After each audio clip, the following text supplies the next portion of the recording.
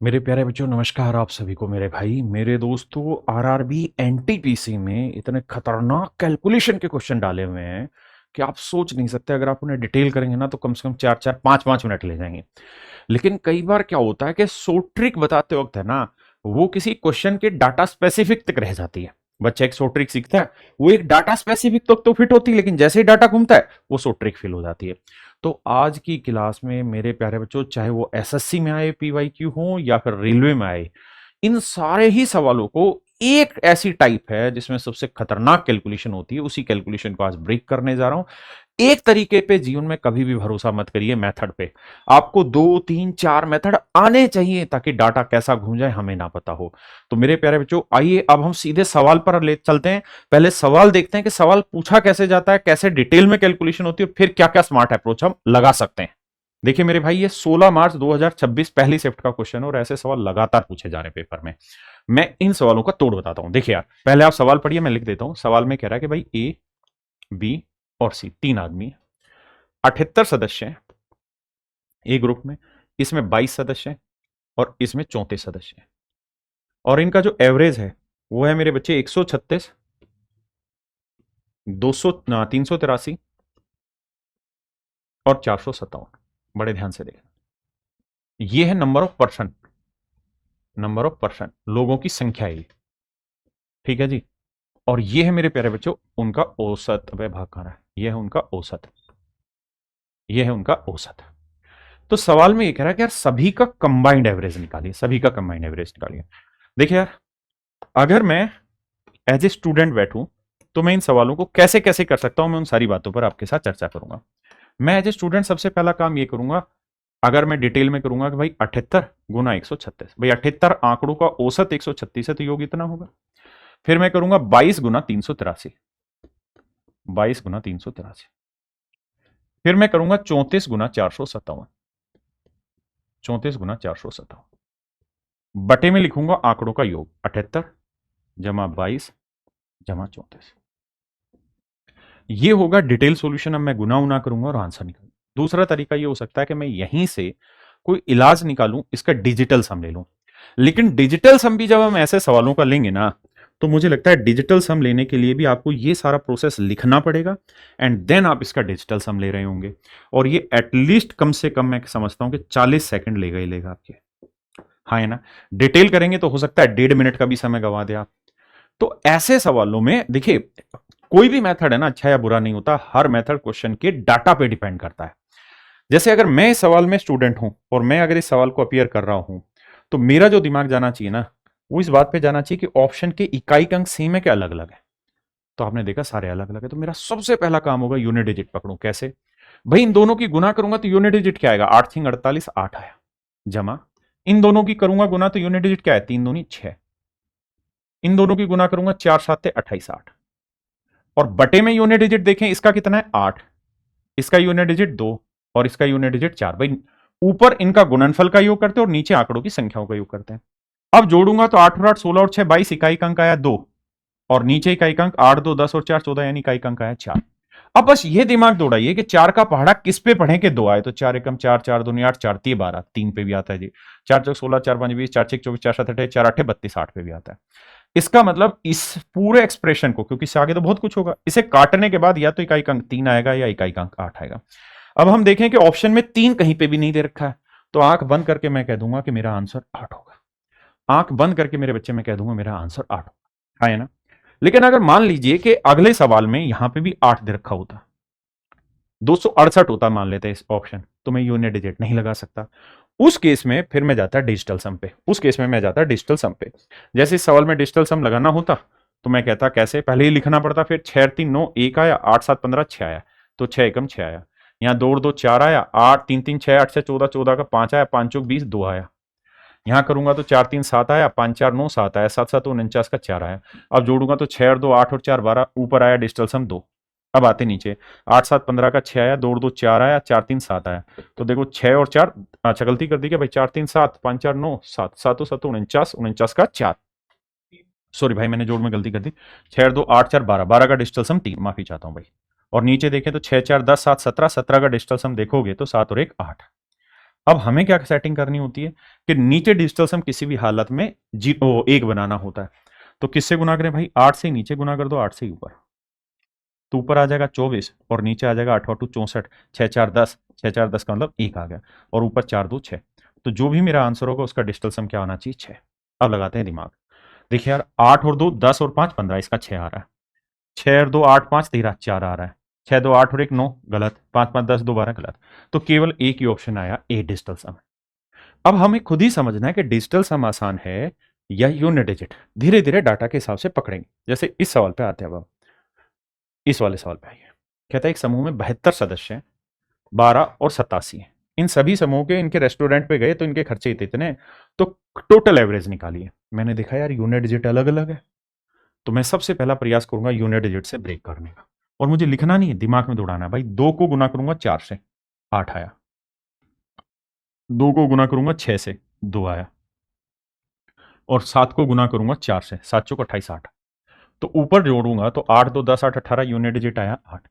नीचे करूंगा आंकड़ों का योग, तो आंकड़ों के योग का यूनिट डिजिट पकड़ेंगे, तो 2 और 2 4, 4 और 7 11, 11 का यूनिट डिजिट क्या आया, आप कहेंगे 1। अब सोचिए 1 को किससे गुना करें कि 8 आए, तो जवाब होगा 8 से। तो मेरे बच्चे मेरा राइट आंसर हो जाएगा ऑप्शन डी, ऑप्शन डी। वहीं अगर इस सवाल को मैं डिटेल करूं तो मुझे ऐसे करना पड़ेगा भाई, 72 सदस्य हैं और 72 सदस्यों का जो एवरेज है वो 404, तो टोटल हो गया इतना। उसके बाद है जी 12, माफ करिए 12 सदस्य और 12 सदस्यों का एवरेज है 316। उसके बाद है भाई 87 सदस्य और इनका एवरेज है 424। तो योग आ गया, और नीचे लिखेंगे 72 जमा 12 जमा 87। अब ऐसे देखिए सवाल को कि डिजिटल सम लेंगे तो 7 और 2 9, 9 का मतलब 0, 0 को गुना करोगे 0 आया। यहां देखिए 6 और 3 9, 1 आया। यहां 2 और 1 3 आया। 3 को 1 से गुना किया 3 आया। यहां 0 था, यहां 3 आया। यहां देखते हैं 8 7 15 का 6 आया। 4 4 8 2 10 का 1 आया। तो 6 एकम 6 आया। तो 6 और 3 9, ऊपर आ गया डिजिटल सम 0। अब मुझे एक बात पकड़ लेनी है, क्या कि भाई नीचे देखिए तो 7 2 9 0 आया। 2 और 1 3, 8 7 15 का 6 आया। तो 6 और 3 9, 9 का डिजिटल सम 0 आ गया। अब 0 को किसी से भी गुना करके आप 1 बना ही नहीं सकते। इसका मतलब आप इस सवाल में डिजिटल सम नहीं लगा सकते, क्योंकि डिजिटल सम तभी लग सकता है जब बटे में 3 या 3 का मल्टीपल ना हो। लेकिन यहां बटे में ये नंबर भी 3 का मल्टीपल है, ये भी 3 का मल्टीपल है और ये भी 3 का मल्टीपल, तो डिजिटल सम लग ही नहीं सकता। इसलिए जब भी आप सवाल को करें तो सबसे पहली प्रायोरिटी आपकी ये होनी चाहिए, सबसे पहली प्रायोरिटी आपकी ये होनी चाहिए कि भैया डिजिटल सम नहीं, यूनिट डिजिट पकड़े। हाँ, अगर यूनिट डिजिट में दिक्कत है तो हम डिजिटल सम की ओर बढ़े। दूसरा, अब इस सवाल को मैं डिटेल भी समझा ही देता हूं कि कैसे करते थे हम क्लासों में और आपको कैसे इस सवाल को तोड़ना चाहिए। अगर इस सवाल को मैं डिटेल करूं तो देखिएगा ध्यान से। देखिए यार, हमें सारे मेथड आने जरूरी हैं, क्योंकि मैं इस डाटा को पहले से टैकल कर चुका हूं, तो मुझे पता है कि इस सवाल में यूनिट डिजिट बेहतर है। मैं आपको चमकाने के लिए यूनिट डिजिट 1 सेकंड में बताऊं और आगे निकल जाऊं, आपको लगेगा वाह क्या जबरदस्त ट्रिक बताई। लेकिन अगले ही सवाल में आप फंस के खड़े हो जाएंगे, क्योंकि कोई भी मेथड हर सवाल के लिए बेस्ट नहीं होता और हर सवाल के लिए बेकार नहीं होता। अब वक्त है कि हम सवाल के हिसाब से मेथड चूज करें। दूसरे में 12 सदस्य हैं, तीसरे में 87 सदस्य हैं। यहां जो एवरेज है वो 404, 316 और 424 है। देखिए जब हम छोटे थे, जब आप हमारे रेलवे फाउंडेशन बैच में पढ़ते थे, कैरिवल के रेलवे फाउंडेशन बैच में, तो आपने ये चीज़ देखी होगी कि मैंने बताया था इनका रेशो ले लो।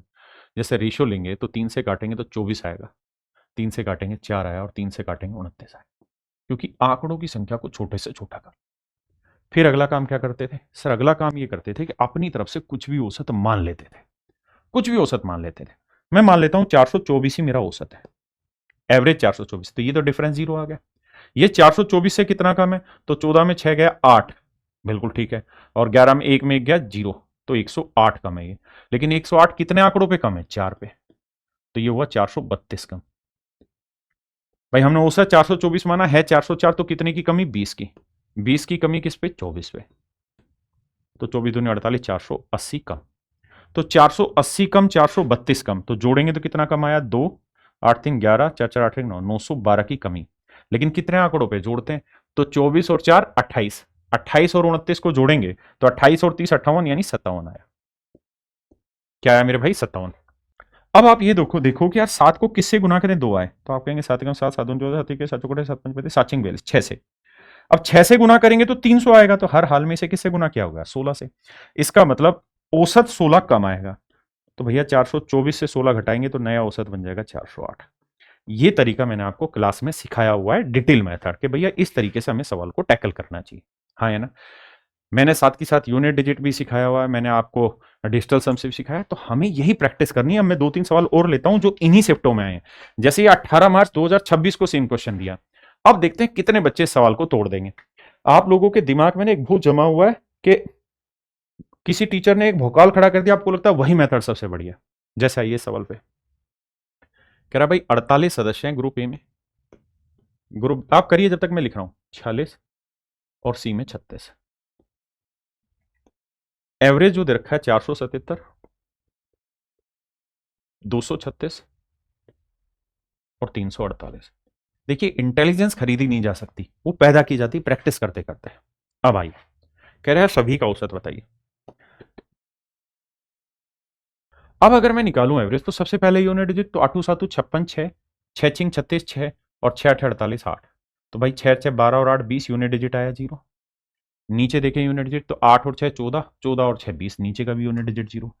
अब नीचे भी जीरो ऊपर भी जीरो, तो यूनिट डिजिट निकाल ही नहीं सकते, क्योंकि अगर नीचे भी यूनिट डिजिट जीरो आ गया और ऊपर भी जीरो आ गया तो जीरो से जीरो कट गया होगा, और जीरो से जीरो कट के जो यूनिट डिजिट बचा होगा उसके बारे में आप निकाल ही नहीं सकते सवाल। तो यानी ये सवाल यूनिट डिजिट पे फेल कर गया। तो पेपर में क्या करें, तो सबसे पहला प्रयास 1 सेकंड में यूनिट डिजिट लगाओ। लगता है ठीक है, नहीं तो फिर अगला काम तो डिजिटल सम है ही आपका। अब आप कहेंगे जी डिजिटल सम कैसे लगाएं, तो आपको ऐसे देखना है, भाई डिजिटल सम लगाओगे तो इन दोनों की तो गुना करोगे, 48 गुना 477 करोगे। आप कहेंगे बिल्कुल करेंगे, ऐसे ही करेंगे। तो मैं कह रहा हूं कि इनको गुना करके लिखने से बेटर आप डिजिटल सम यहीं लगा लो। 8 4 12 का 3 आया, 6 4 10 का 1 आया, 6 3 9 का 0 आया, 7 4 11 और 7 18 0 आ गया, 6 3 9 2 आ गया। इसके डिजिटल सम की मुझे जरूरत नहीं, क्यों? क्योंकि 3 की 0 से गुना करूंगा 0 आएगा, 1 को 2 से गुना करूंगा 2 आएगा, और 0 को किसी से भी गुना करूंगा डिजिटल सम 0। जोड़ूंगा तो ऊपर डिजिटल सम आ जाएगा 2। अब नीचे आते हैं, तो 3 और 1 4, 4 में 0 जोड़ा 4, तो नीचे आया डिजिटल सम 4। अब यह आपको समझ होगी कि नीचे डिजिटल सम 1 कैसे बनाया जाए। तो अगर नीचे 4 आया तो किससे गुना करना पड़ेगा? 7 से। डिजिटल सम की पहचान होगी आपको। तो 7 चौक 28, 28 का डिजिटल सम 1, 7 दूनी 14, 14 का डिजिटल सम 5। तो जो भी मेरा आंसर होगा उसका डिजिटल सम 5 होगा। उसका डिजिटल सम क्या होगा मेरे भाई? 5 होगा। लगाते हैं दिमाग। आइए जी, पहले बात है, 5 3 8 1 9 0 आ रहा है, 6 3 9 0 आ रहा है, 5 या 6 3 9, इसका 5 आ रहा है, यही मुझे चाहिए था, और ये 5 5 10 और 3 13 4 आ रहा है। तो मेरे प्यारे बच्चों ऑप्शन सी मेरा राइट आंसर। यानी डिजिटल सम भी लगाना है तो इतना लेंथी नहीं लगाना जैसे मैंने बड़ी बड़ी कैलकुलेशन करके लगवाया कि इस तरह से लिखो और फिर डिजिटल सम लगाओ। यही सब इंटेलिजेंस है जो धीरे धीरे इन वीडियो के थ्रू आप सीखेंगे। अब आपके लिए मैं पूरी तरह जग चुका हूं और काम कर रहा हूं, अब आपकी बारी है। भाई कंटेंट अच्छा लग रहा है तो शेयर जरूर करते रहिए। आइए आप करिए ट्राई, मैं जब तक सिखाता हूं आपको। ए बी सी कहता है 69 सदस्य, 65 सदस्य और 88 सदस्य। कहता है यार इनका जो एवरेज है वो 468। बिल्कुल ठीक है जी। 120, माशाअल्लाह 276। अब हमें लगाना है बुद्धि। कैसे लगाएं जी बुद्धि? देखिए जी, मेरी सबसे पहली कोशिश होगी मैं यूनिट डिजिट ढूंढूं। मैं as a student unit digit पकड़ूंगा। 9 8 72 2 आया, 5 0 आया, 8 6 48 8 आया। देखा तो 8 2 10 यूनिट डिजिट 0 आया, नीचे का यूनिट डिजिट होता है 9 और 5 14, 4 और 8 12 2 आया। अब खुद ही सोचिए 2 को किससे गुना करें कि 0 आ जाए?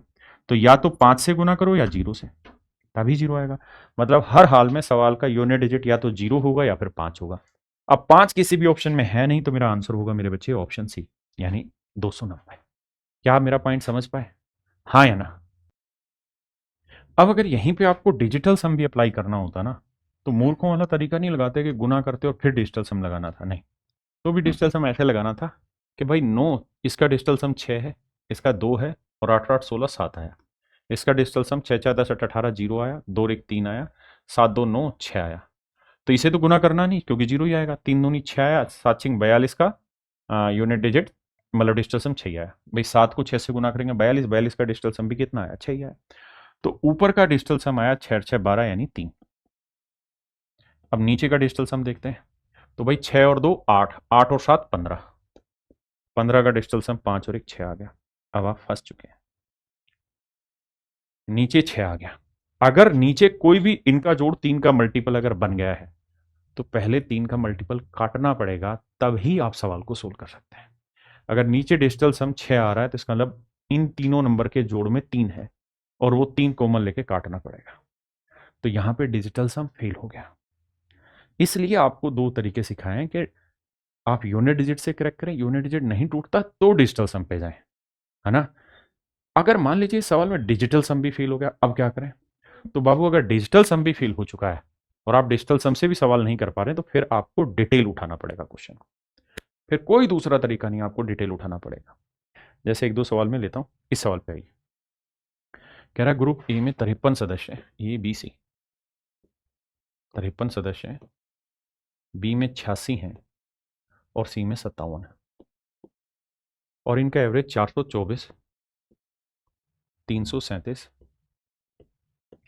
और 122 है। मैं हमेशा अपने बच्चों को कहता हूँ, यूट्यूब पे भी कहता हूँ, कि जब भी एग्जाम हो, रेलवे हो या एसएससी, हमेशा एक ही शिफ्ट में एग्जाम होना चाहिए, क्योंकि आंकड़े में थोड़ा सा बदलाव सवाल को 1 सेकंड से 2 मिनट पे ले जाता है सोल्व करने के टाइमिंग को। छोटा सा आंकड़े में बदलाव, और पेपर सेट करने वाले को लगता है यार सेम ही तो सवाल है, क्योंकि वो शॉर्टकट से सवाल को नहीं कर रहे, वो डिटेल से ही सवाल को कर रहे हैं। आइए अब लगाते हैं दिमाग, कैसे करें। तो यहां तरीका ये होगा, मैं यूनिट डिजिट पकड़ूंगा, 3 चौक 12, 6 7 42, 7 दूनी 14, 4 2 6 2 8, यूनिट डिजिट 8 है। नीचे का पकड़ेंगे, 3 और 6 9, 9 और 7 16, भाई 3 और 6 9, 9 और 7 16, तो यूनिट डिजिट नीचे का है 6। अब 6 को किससे गुना करें कि 8 है, तो 6 कम 6 6 2 12 6 3 18, 3 से, या 6 8 है 48, 8 से। यानी या तो यूनिट डिजिट 3 होगा या फिर 8 होगा, क्योंकि 6 को 3 से करोगे तो भी 8 आएगा और 6 को 8 से करोगे तो भी 8 आएगा। अब आपके सामने दिक्कत आ गई कि सी और बी दोनों ही ऑप्शन ठीक है। ये तय है कि ए कट गया और डी कट गया, लेकिन बी और सी अभी भी तूफान की तरह खड़े हुए हैं। अब आपको इस सवाल में उठा लेना चाहिए डिजिटल सम। तो डिजिटल सम के लिए इनका डिजिटल सम 5 3 8, इसका 8 6 14, 4 और 1 5, 5 7 12 का 3। तो सबसे पहले इन्हें जोड़ के देख लो कि कहीं बटे में 3 ना आ रहा हो, तो 5 3 8 और 8 16, तो डिजिटल सम आ रहा है इनका 7, सभी की जोड़। अब कैलकुलेट करते हैं इसका, 4 4 8 2 10 का 1, 7 3 10 और 3 13 का 4, 2 2 4 और 1 5। अब गुना करेंगे, 8 एकम 8, 5 चौक 20, 20 का डिजिटल सम 2, 3 5 15, 15 का डिजिटल सम 6, तो 6 और 2 8 और 8 16, 16 का डिजिटल सम देखोगे तो 6 और 1 7, ऊपर डिजिटल सम 7 है और नीचे भी डिजिटल सम क्या है 7। अब नीचे 1 बनाने के लिए किससे गुना करो भाई, 4 से, तो नीचे 4 से क्या समझो, ऊपर भी 4 से, तो कट ही जाएगा। तो नीचे 1 आया तो ऊपर भी डिजिटल सम क्या आया 1। अब हमें देखना कि किस ऑप्शन का डिजिटल सम 1 आ रहा है। तो यहां देखें तो यहां 3 और 3 6 आ रहा, तो ये तो आंसर होगा नहीं। यहां 8 2 10 1 और 9 कट गया, तो इसका 1 आ रहा है। यानी मेरे बच्चे ऑप्शन बी मेरा यहां राइट आंसर होगा। तो हमें ये देखना है और दिमाग में फिट करना है कि एक मेथड हर सवाल के लिए अच्छा नहीं होता है, हमें उस पर मल्टीपल अप्रोच सीखनी होगी, और यही मैं अपनी क्लासों में सिखाता हूं। ये सवाल आपका होमवर्क है, सभी बच्चों ने घर से करके लाना है। और मेरे भाई अगर इस वीडियो में आपको मजा आया तो मेरे भाई इस वीडियो को दबा के लाइक भी करना, कमेंट भी करना, शेयर भी करना, क्योंकि अच्छे काम को सही लोगों तक पहुंचाना बहुत जरूरी है। Thank you. अब मेरे प्यारे बच्चों, जितनी भी चीजें मैंने आपको एक्सप्लेन की है, अगर आपको अच्छी लगी हो और अगर आप आगे कोई कोचिंग लेना चाहते हैं, तो मेरे प्यारे बच्चों आप हमारे एसएससी प्रथम बैच में अपने आप को एनरोल कर सकते हैं, जहां सारी टॉप फैकल्टी हर सब्जेक्ट की, इसी के साथ आपको प्रैक्टिस बैच भी मिलता है और रिविजन बैच भी मिलता है, और इसकी फीस है मात्र 999 रुपए। प्रैक्टिस और रिवीजन बैच बिल्कुल फ्री मिलते हैं। इसी तरह अगर आप पूरा रेलवे फाउंडेशन बैच में जाना चाहते हैं, तो मेरे बच्चे रेलवे फाउंडेशन बैच की फीस है 999 रुपए, और इसमें भी अलग अलग फैकल्टी आपको दिखाई दे रहे होंगे। ये रेलवे प्रैक्टिस बैच है, ये रेलवे रिवीजन बैच है मेरे बच्चे।